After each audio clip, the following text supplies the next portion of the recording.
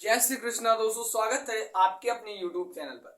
आज हम class 9th में बायोलॉजी की क्लास है भैया, और जंतु कोशिका व पादप कोशिका में अंतर को समझेंगे बहुत ही शॉर्ट में। और ये आपकी परीक्षा, जो आपकी अर्धवार्षिक परीक्षा या त्रिमासिक परीक्षा हो या आपकी फाइनल परीक्षा हो, एनुअल एग्जाम, तो उसमें ये पूछा जाता है। टॉपिक बहुत ही इंपॉर्टेंट है भैया, तो क्यों ना कि हम इसे तैयार कर लेते हैं। ये पक्का पूछा जाता है, 100% आएगा। ये मैं ये नहीं कह सकता इस आएगा ही, लेकिन ये क्लियरली है। तो अगर 100% नहीं आएगा तो ये 70% तो पक्का है, ये आएगा। 70% पक्का, मैं गारंटी लेता हूं ये आएगा जरूर।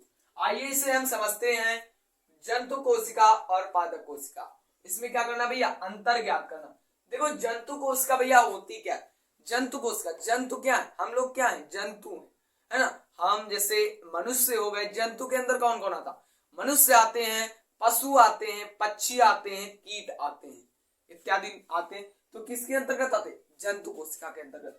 और पादप कोशिका की बात कर लें तो पादप कोशिका के अंतर्गत वे चीजें आती हैं जैसे पेड़ हो गया, पौधे हो गए, है ना, घास हो गई, जिस है ना, तो वो मतलब किसके अंदर? पादप के अंतर्गत आ जाते हैं, पेड़ पौधों के अंतर्गत आ जाते हैं। आइए पहला अंतर देखते हैं।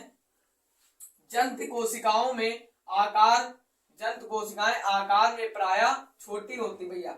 जंतु कोशिकाएं आकार में भैया क्या होती? छोटी होती। अवसर को छोटी होती।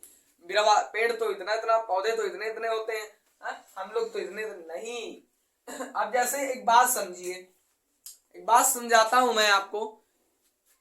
जंतु कोशिका के अंतर्गत एक मच्छर भी आता है भैया। क्या आता है? मच्छर भी आता है जंतु कोशिका के अंतर्गत। और अगर इस मच्छर की तुलना एक घास से भी कर दिया जाए तो ये मच्छर छोटा पड़ जाता है ना। एक घास से एकदम छोटा कण इसका लेते हैं, छोटा कण सबसे इसका लेते हैं, तो क्या हो जाता भैया? छोटा, तो तब भी ये वाला बड़ा हो जाता है। तो इसी प्रकार से क्या होता भैया? छोटा होता है ना। अब मनुष्य की बात कर ले तो भैया पेड़ देखो कितने लंबे होते हैं, तो वही हिसाब से क्या होता है, ये आकार में क्या होती भैया? छोटी होती है। दूसरा देखते हैं पादप कोशिका। तो पादप कोशिकाएं जंतु कोशिकाओं से क्या होती? बड़ी होती, जैसा कि अभी हम देख चुके एग्जांपल में।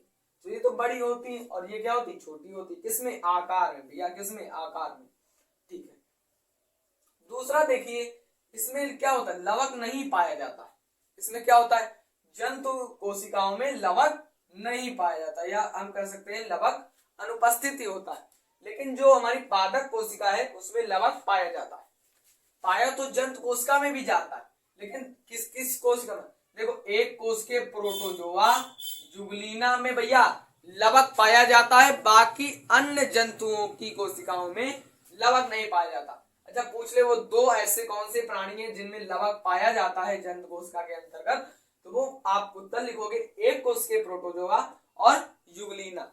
तो भैया एक ये ऐसे जीव हैं, ऐसे जंतु के हैं जिनकी कोशिकाओं में लवक पाया जाता, बाकी किसी की कोशिकाओं में लवक नहीं पाया जाता। हम लोगों की कोशिकाओं में लवक नहीं पाया जाता है। इसमें देखते हैं लवक पाया जाता। इसमें क्या होता है? लवक पाया जाता है। तो इसमें सभी में पाया जाता लवक, है ना। हरित लवक नहीं पाया जाता। हरित लवक क्या होता है भैया? हम लोगों के अंतर्गत हरित लवक नहीं पाया जाता। और जो ये पादप कोशिकाएं होती है इसमें हरित लवक पाया जाता। हरित लवक को जानते हो? अब देखिए हरित लवक होता क्या है। जैसे आप किसी पेड़ को देखते हो, है ना, पेड़, तो वो क्या हरा होता है, बहुत सी पत्तियां हो गई, तने हो गए, है ना, तो ये सब क्या होते हैं? बहुत चीजें होती हैं जो हरी होती हैं, और जहां पर हरी होती हैं वहीं पर हरित लवक उपस्थित होता है। ठीक है, तो हम लोग तो हरे है नहीं भैया, है ना, तो इसमें हरित लवक नहीं पाया जाता, पेड़ पौधों में पाया जाता है। ठीक है, हरित लवक पाया जाता। सेंट्रोसोम उपस्थित होता है भैया। जो हम लोगों की कोशिका है या जंतु कोशिका है उसमें क्या होता है? सेंट्रोसोम भैया, क्या? सेंट्रोसोम उपस्थित होता है। लेकिन पादप कोशिका में ये क्या होता है? अनुपस्थित होता है ना। पादप कोशिका में सेंट्रोसोम अनुपस्थित होता है। अगला देखिए 5 नंबर, गुणसूत्र उपस्थित होते हैं। जो हमारी जंतु कोशिका है इसमें क्या होते हैं? गुणसूत्र उपस्थित होते तो है भैया, उपस्थित होते, लेकिन क्या होता? परंतु छोटे आकार में। किस आकार में भैया? छोटे छोटे होते हैं।